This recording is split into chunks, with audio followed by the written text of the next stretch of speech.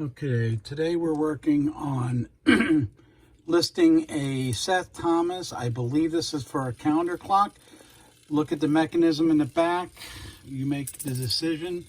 This is an earlier one. And as you can see, try to get over here, it has Geneva stops. This movement has been completely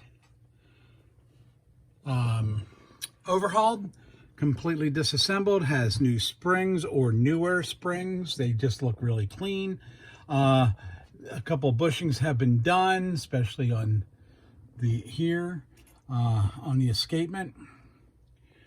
And it's running really nicely and will be listed on eBay at JR Clocker.